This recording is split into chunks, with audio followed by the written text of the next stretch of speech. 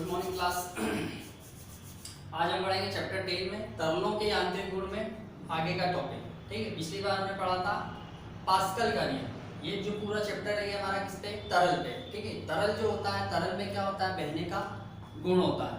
और तरल जो होता है वो दो प्रकार से बह सकता है। मतलब तरल में दो प्रकार की क्या हो सकती है, गति। एक होता है धारा रेखी प्रवाह और दूसरा क्या होता है, विक्षुब्ध प्रवाह।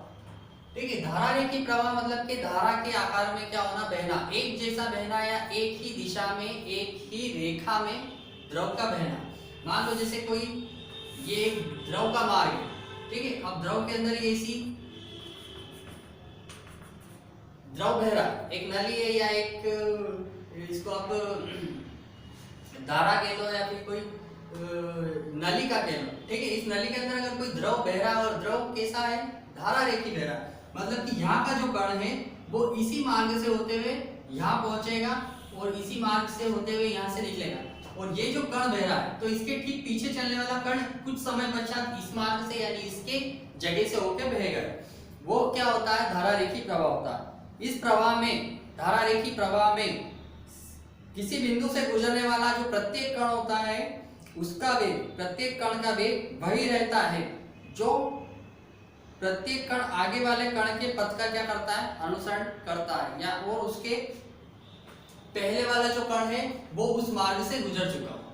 ठीक है, यानी यहाँ वाले जो कण है वो कभी भी अपना मार्ग छोड़ के किसी दूसरे मार्ग में प्रवेश नहीं करते। तो द्रव कैसा बहता है, हमारा धारा रेखी प्रवाह होता है, एक जैसा होता है और हर सेकंड में वो जितनी स्पीड से चलता है उसकी स्पीड भी नियंत्रित रहती है।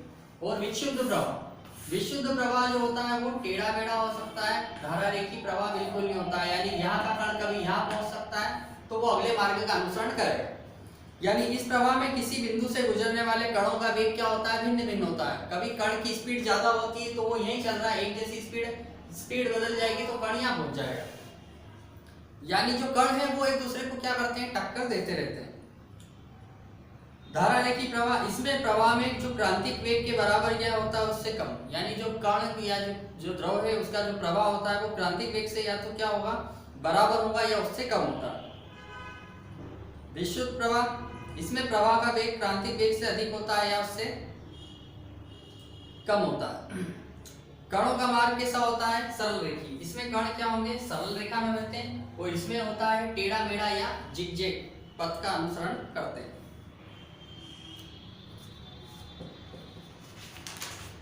क्रांतिक वेग क्या होता है वो हम अगले टॉपिक में पढ़ेंगे कि आखिर ये क्रांतिक वेग क्या है, द्रव का भाग क्यों टेढ़ा मेढ़ा होता है। इसके लिए पहले पढ़ना पड़ेगा अपने को श्यानता। श्यानता क्या चीज, श्यानता मतलब होता है विस्कोसिटी। देखो प्रत्येक द्रव में क्या होता है, बहने का गुण होता है। ठीक है, तरल का वह गुण जिसकी वजह से उसके जो विभिन्न परतें होती हैं, प्रत्येक तरल अपने बीच आपेक्षिक गति का क्या करता है, विरोध करता है। देखो मान लो जैसे कि ये ग्लास है,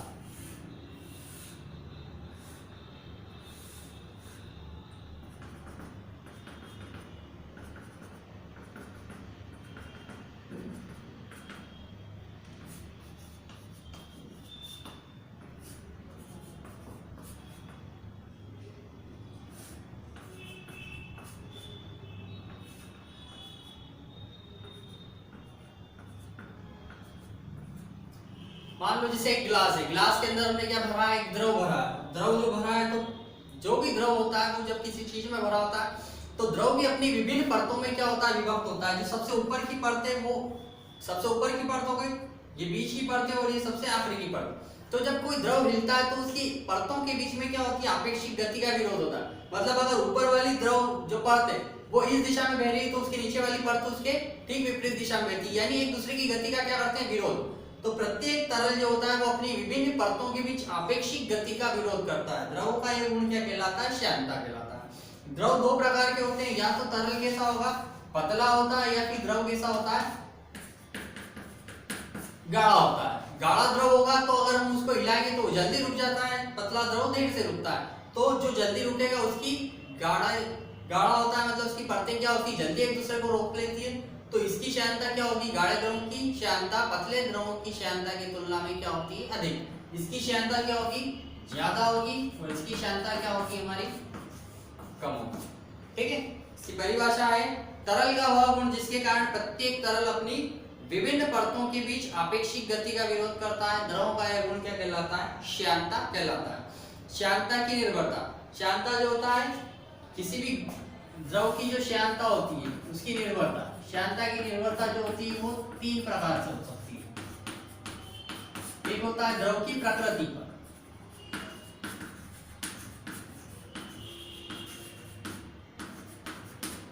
दूसरा द्रव की दाब पर,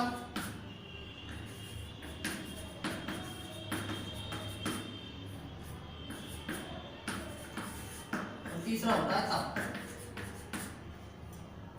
द्रव की प्रकृति यानी कि द्रव की जो श्यानता होगी वो कितने प्रकार से होती है, तीन प्रकार से। देखो एक बार तो समझ लो इसको कि द्रव होता क्या है।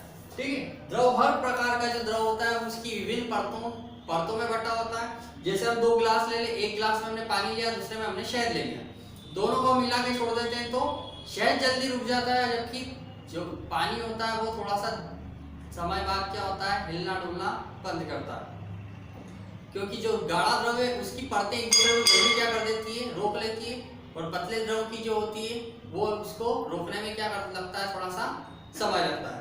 तो जो तरल होते हैं यानी कि गाढ़े द्रवों की जो तुलना में पतले द्रवों की श्यानता कम और गाढ़े द्रवों की श्यानता क्या होती है, जिसकी श्यानता ज्यादा होगी वो द्रव जल्दी रुकेगा। तो जो श्यानता होती है वो किस पे निर्भर करती है, पहला द्रव की प्रकृति पे। तो प्रकृति मतलब कि वो द्रव गाढ़ा है कि पतला।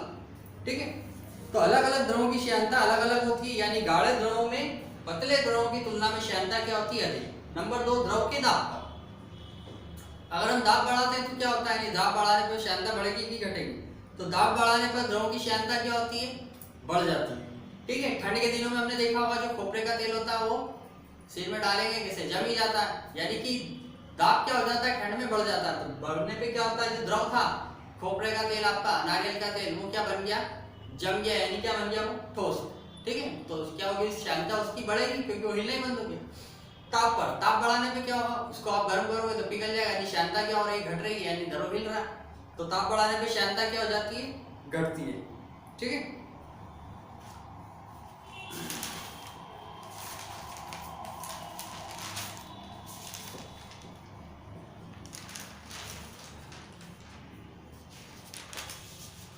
अगला टॉपिक है वेग प्रवणता।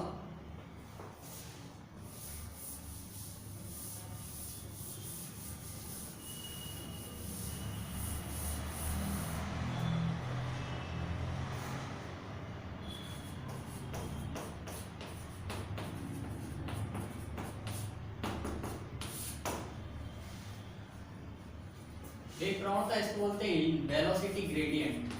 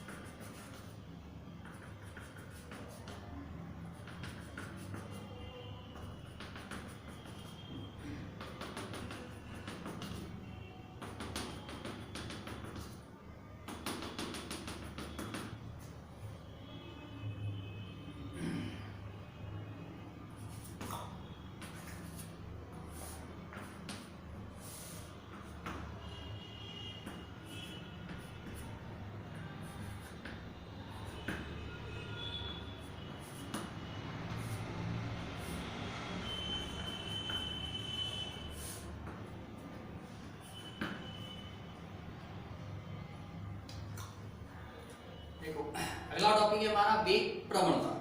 ठीक है, यहाँ पे एक तरल का जो दे रखा है स्ट्रक्चर दे रखा है, मतलब कोई तरल है जो किसी बर्तन में भरा हुआ, तो जो जिस बर्तन में भरा है तो उसका जो पेंदा होता है, मतलब जो निचला सिरा है वो क्या है हमारे लिए, एक तल हो गया। तो तल का नाम क्या दे दें, XY। इस XY तल के ऊपर क्या है, एक द्रव भरा है, और द्रव के ऊपर ने क्या कर रखा है, कई प्रकार की परतों में विभक्त किया है। इन परतों के बीच में हमने दो परतें ली, एक सबसे ऊपर वाली और एक परत कहाँ है, इसकी ठीक बीच में। एक जो परत है बीच वाली, इसका नाम है CD, वो सबसे ऊपरी परत है, इसका नाम क्या ले दिया हमने, द्रव की परत का AB। अब देखो किसी भी द्रव को हिलाते हैं तो वो ऊपर ज्यादा हिलता है, नीचे की साइड में थोड़ा कम हिलता है, यानी जैसे जैसे हम ऊपर से नीचे आते हैं परतें क्या होती है, हिलना कम होती है, यानी उनका वेग क्या होता है, नीचे आने पे कम। सबसे ऊपरी परत का वेग ज्यादा होता है। तो जो बीच वाली परत है इसका हमने क्या किया है, बीच वाली जो परत है इसकी दूरी क्या है हमारी, इसकी दूरी है हमारी अर्थ, यानी कि जो बीच वाली परत है इसकी बिल्कुल आधार, यानी कि जो XY तल है इससे इसकी दूरी क्या है, x है, और इसका वेग क्या है CD परत का भी। और जो सबसे ऊपरी परत है इसकी दूरी क्या है x + dx, और इसका वेग भी क्या है v + dv। यानी जो ये वाली परत है इससे इसकी दूरी भी क्या है dx ज्यादा है, और जो नीचे वाली परत है इससे इसका वेग भी क्या है dv ज्यादा है।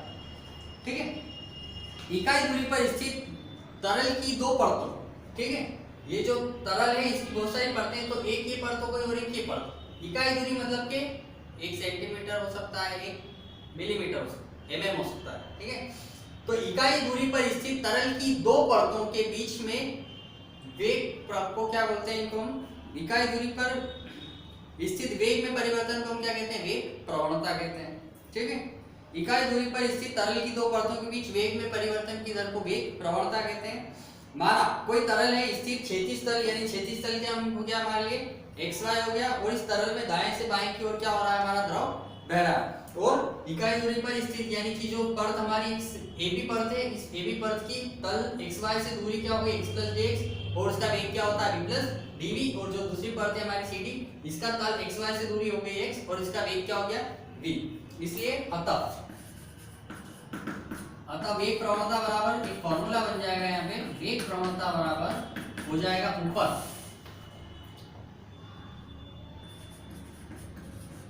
परतों के मध्य वेग परिवर्तन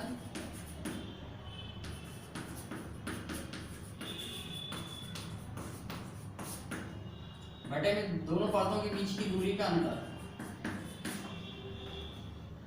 दोनों परतों के बीच की दूरी।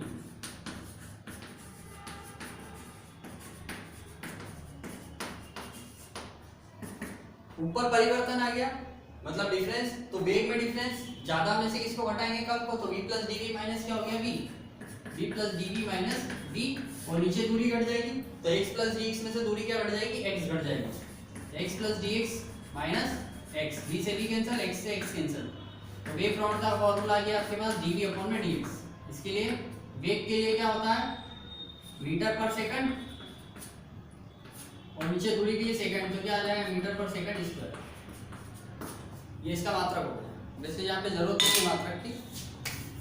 ठीक है, तो वेग प्रवणता का फार्मूला क्या है आपके पास dv/dx, और ये यहाँ से यहाँ तक जितना एरिया है ये क्या होता है परत का क्षेत्रफल, इसको क्या बोलते हैं एरिया ऑफ लेयर।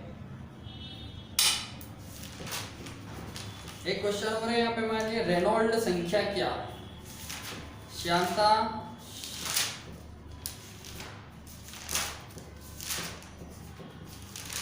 वेग प्रवणता, पहले पढ़ लेते हैं श्यानता गुणांक।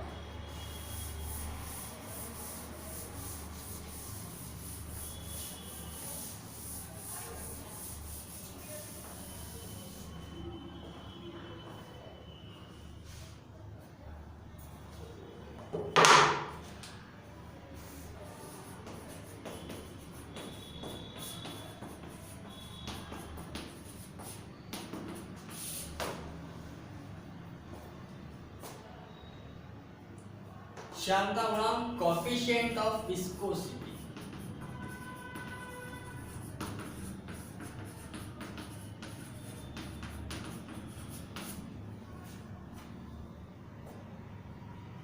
कोएफिशिएंट ऑफ विस्कोसिटी, देखो जो दो परतें मैंने बताई थी आपको, मान लो जैसे एक परत हो गई हमारी ए और दूसरी परत क्या हो गई हमारी सी। अगर ये वाली परत इस दिशा में गति कर रही है तो नीचे वाली परत इसके क्या होगी विपरीत, तभी तो एक दूसरे को रोकेगी। ठीक है, एक उधर जा रही है इधर आ रही है तो क्या होगा घर्षण होगा। तो जो द्रव के बीच में जो घर्षण लगता है उसी को अपन क्या बोलते हैं श्यानता बल या श्यानता गुणांक। ठीक है। इकाई दूरी पर स्थित जो दो परतें होती है इनके बीच में भी क्या होता है, एक बल लगता है। तो ये जो बल होगा वो कितने एरिया पे एक दूसरे को कांटेक्ट में कर रही है, कितने एरिया पे वो एक दूसरे पे मिल रही है, वो क्या होगा, एरिया ऑफ कांटेक्ट। तो ये क्या हो गया, इकाई परतों के बीच का एरिया, और इनके बीच में जो आपेक्षिक गति का विरोध होगा। तो अभी अपन ने क्या पढ़ा, इनके बीच में वेग प्रवणता, ये एक दूसरे को क्या होती, रोकती। तो ये जो दो परतें होती है, इकाई दूरी पर स्थित दो परतों के बीच में क्या होता है, एक बल लगता है। उस बल को अपन बोलते हैं श्यान बल। क्या बोलेंगे उसे हम, श्यान बल। श्यान बल है तो बल को कैसे दर्शाएंगे, F से। ठीक है। तो किन्हीं दो परतों के मध्य लगने वाला जो स्पर्श रेखी बल होता है, वो बल जो होता है, वो बल उन दोनों परतों के बीच के क्षेत्रफल, यानी दोनों परतों के बीच के क्षेत्रफल या उभयनिष्ठ एरिया जितने में वो एक दूसरे पे मिल रही है, उस एरिया की क्या होता है, समानुपात। तो एक समानुपात ये, और जो श्यान बल होता है वो उन दोनों परतों के बीच में वेग प्रवणता, यानी एक समानुपात है dv अपॉन में dx के भी क्या होता है, समानुपाती। तो फॉर्मूला बनता है एक समानुपाती a dv अपॉन में dx। ठीक है। अब समानुपाती आगे हमेशा क्या करते हैं, समानुपाती हटेगा तो एक नियतांक निकलेगा। तो a बराबर हो जाता है ईटा a dv अपॉन में dx। जहां ईटा क्या है, इसको बोलेंगे ईटा। क्या पढ़ोगे आप इसको, इसको क्या पढ़ोगे, एंड जैसा ईटा। ठीक है। जहां ईटा क्या है, एक समानुपाती स्थिरांक है जिसे द्रव या तरल का क्या कहते हैं, श्यानता गुणांक कहते हैं। और यहाँ पे एक माइनस का चिन्ह निकलेगा। ठीक है। समानुपाती हटेंगे तो क्या निकलेगा, माइनस ईटा। ईटा माइनस का माइनस चिन्ह ये बताता है कि जो द्रव की गतियां हैं ये आपस में क्या करती है, इसका विरोध करती है, मतलब एक दूसरे के हिलने का क्या करती है, विरोध करती है। ठीक है। अतः ये क्या हो गया, पहले श्यानता गुणांक। तो तीन चीजें पढ़ लिया आज, धारा रेखी प्रवाह, श्यानता, श्यानता गुणांक और वेग प्रवणता। ठीक है। आगे स्टोक का नियम आ जाएगा, रेनॉल्ड्स संख्या,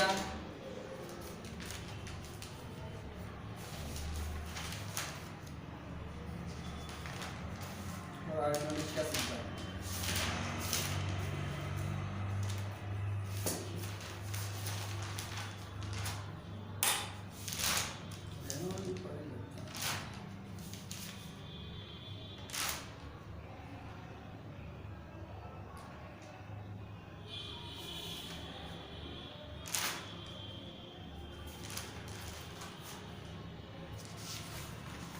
चलो अगला टॉपिक है रेनॉल्ड्स संख्या।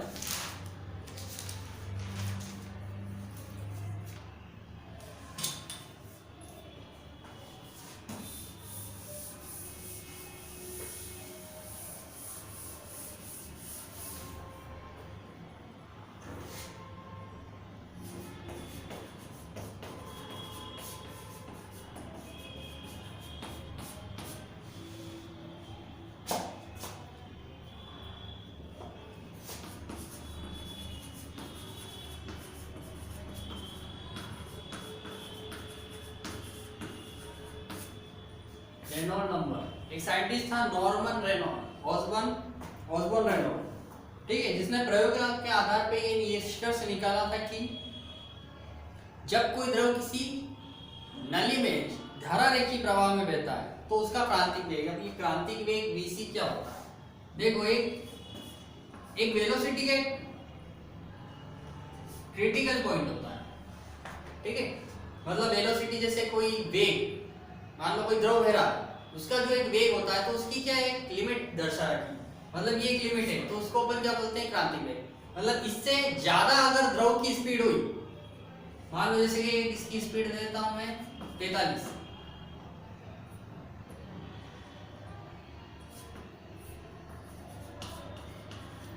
कोई द्रव जो है वो अगर 45 मीटर प्रति सेकंड की स्पीड से बहता है तो कैसा बहेगा, धारा रेखा।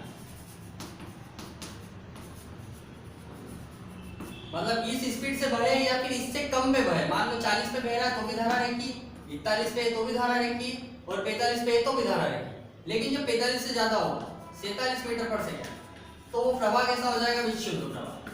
कैसा प्रवाह हो गया हमारे लिए, विक्षुब्ध प्रवाह। अभी पढ़ा ना, धारा रेखी और विक्षुब्ध। तो क्रांतिक वेग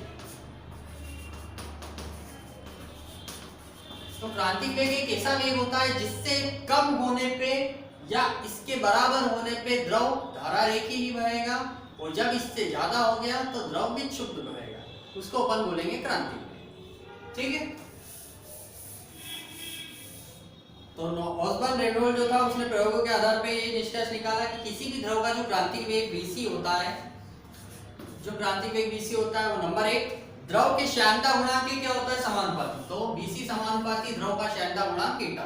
नंबर 2 द्रव के घनत्व, द्रव के घनत्व जो द्रव है तो द्रव के इकाई आयतन में जितना द्रव्यमान होता है वो द्रव का घनत्व होता है, तो द्रव के घनत्व के क्या होता है व्युत्क्रमानुपाती, तो vc समानुपाती क्या होगा द्रव का घनत्व रो।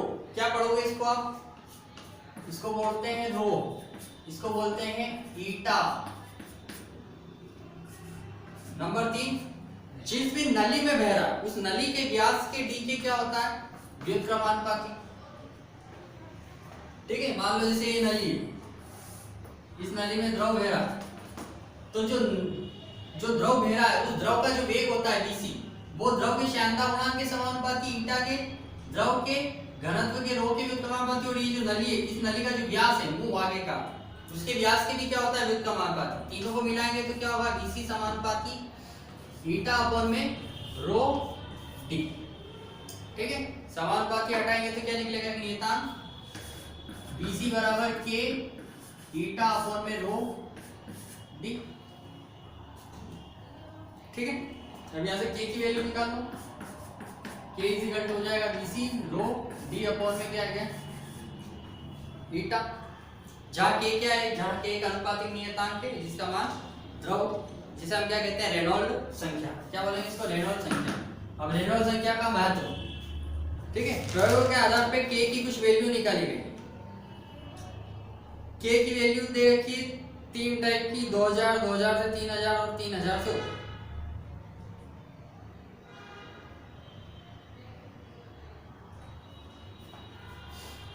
k की 3 रेंज है आपकी, k का मान जब क्या होगा 2000 से बड़ा, या फिर k का मान क्या होगा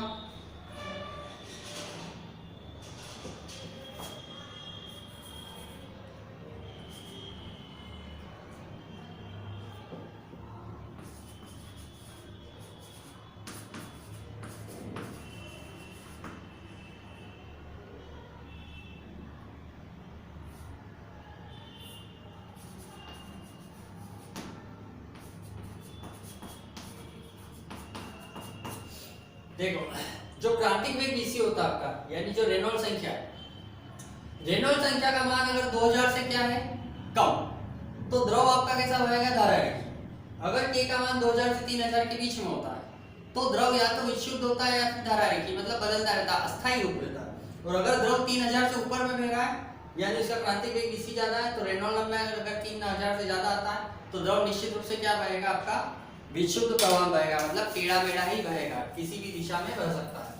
ठीक है, तो वो हमारे लिए क्या होती है रेनॉल्ड संख्या। तो आज का टॉपिक अपन यही कंप्लीट करते हैं। अब अगले इसमें पढ़ेंगे अपन स्टोक का नियम और आर्किमिडीज का सिद्धांत, स्टोक का नियम और द्रव की बूंद के लिए व्यंजक।